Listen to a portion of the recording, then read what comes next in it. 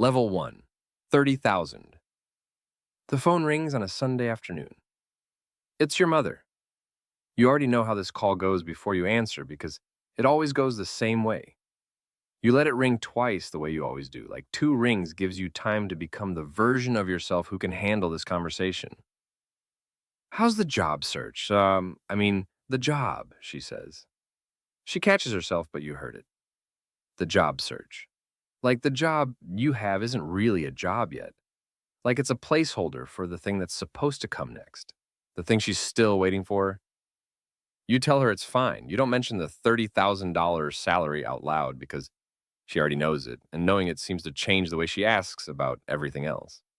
How's the apartment?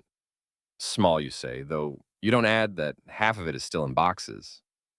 How's the car? Old, you say, though you don't mention the check engine light you've been ignoring for 3 weeks.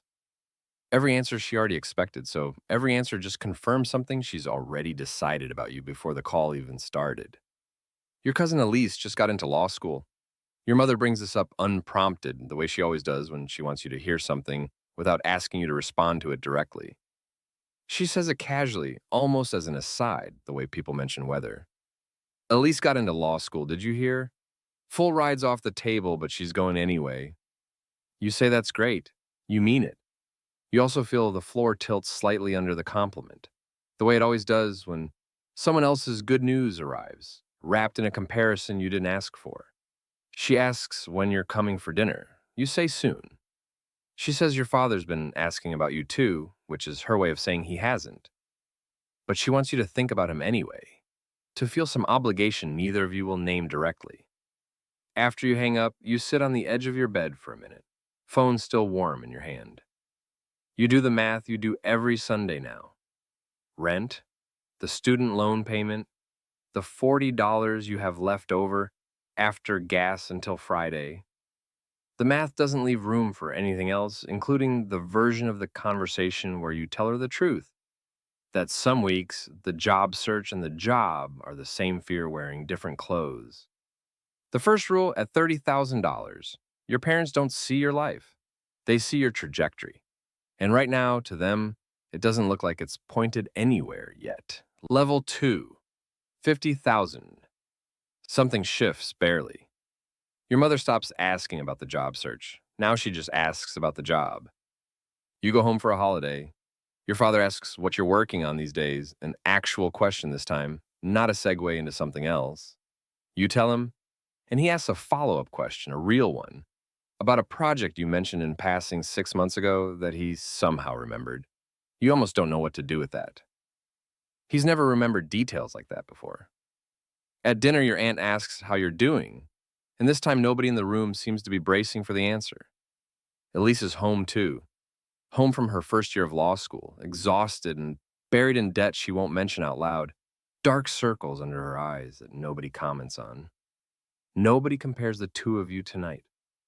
It's the first dinner in years where nobody does, and you notice the absence of it more than you'd notice its presence. You almost say something about it, this new quiet, this new ease. You don't. You just let it sit there, unspoken, the way most good things in this family get treated, acknowledged only by not being ruined. Later, your mother hugs you goodbye a beat longer than usual, out on the porch light catching the side of her face. She doesn't say anything about the salary. She doesn't have to. You can feel that the floor under you has leveled out, even if nobody said so out loud, even if you're the only one who noticed the 2 extra seconds she held on. Driving home, you think about the version of yourself who left this house 4 years ago and how far that particular anxiety has traveled without your parents realizing it moved at all. The second rule, $50,000 doesn't earn you pride. It just earns you the absence of worry, which from a parent can look almost the same. Level 3, $80,000. The calls change shape. Your mother starts asking real questions about your coworkers, your commute, whether you're saving anything. Not because she's checking on your trajectory anymore, because she's actually curious about your life now that it looks like a life instead of a holding pattern. Your father starts telling people about you, not bragging exactly, just mentioning it the way people mention things they're quietly proud of but haven't figured out how to say directly. My kid works over at, and then the sentence trails into something you said once in passing that he apparently remembered word for word, filed away for exactly this moment. You realize your parents have started asking your opinion on things. Should they refinance? What do you think about this new phone plan? Small things, but new things. You were never the one they asked before. You were the one who got asked. The direction of the questions is quietly reversed, and neither of you has said anything about it. At a family gathering, someone brings up Elise's mounting law school debt with a note of concern in their voice that wasn't there a year ago. You catch Elise's face tighten slightly at the mention. Nobody brings up your salary. Nobody needs to. It's just understood now, quietly, as a fact of the room instead of a topic in it, the way weather is a fact, not a conversation.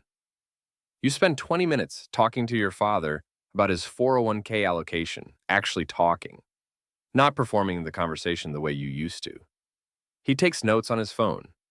You watch him do it and feel something you don't have a name for yet.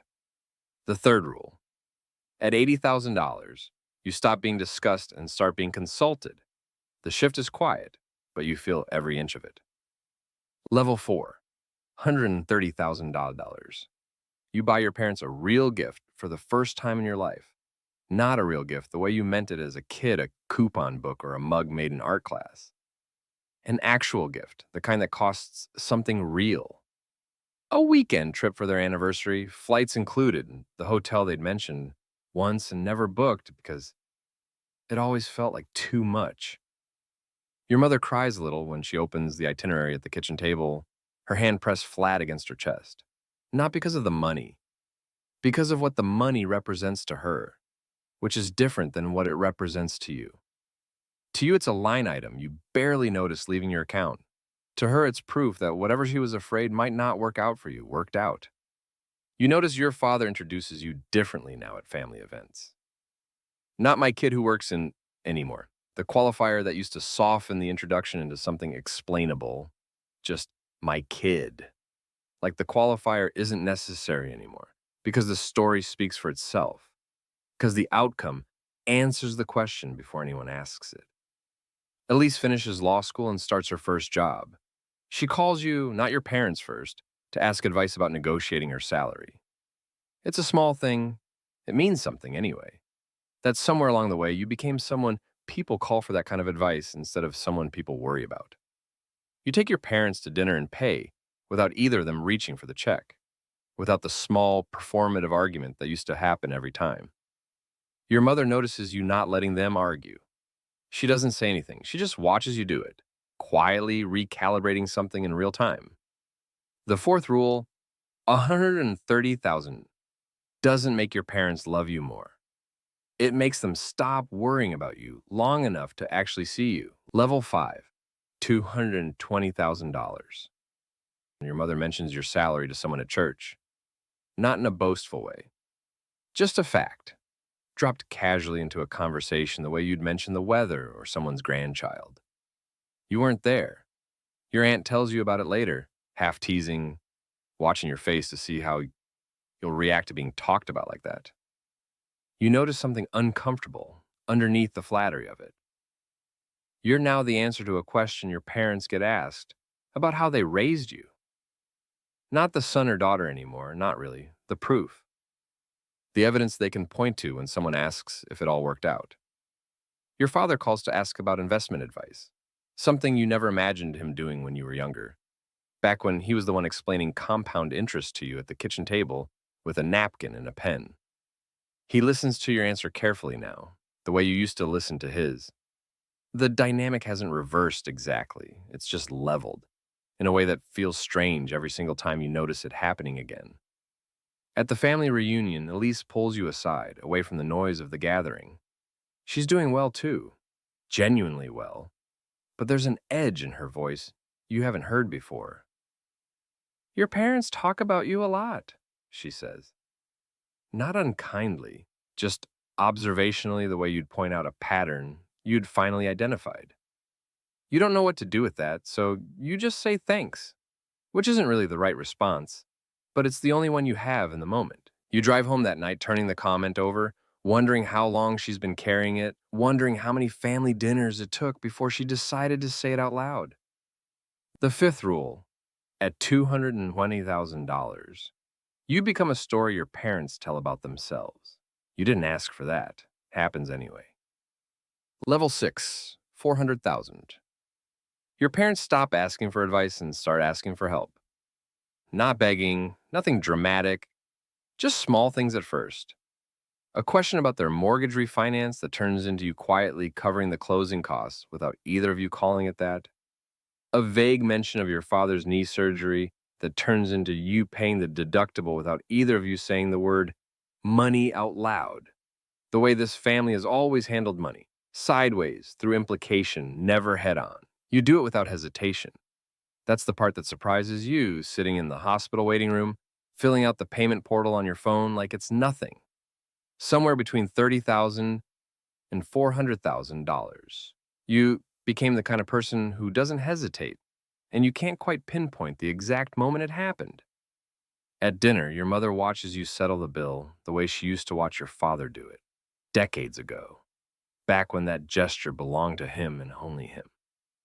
She doesn't say anything, but you catch the look on her face. It's not pride exactly, it's something more complicated. Recognition, maybe, that the roles have quietly swapped, that the person who used to take care of the table is now the one being taken care of by the person he raised. Elise gets engaged.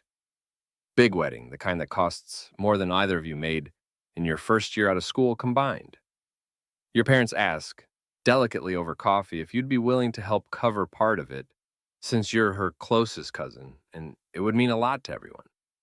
You say yes before you've even finished doing the math, before you've even really thought about it. Because somewhere along the way, saying yes stopped being a decision and started being a reflex.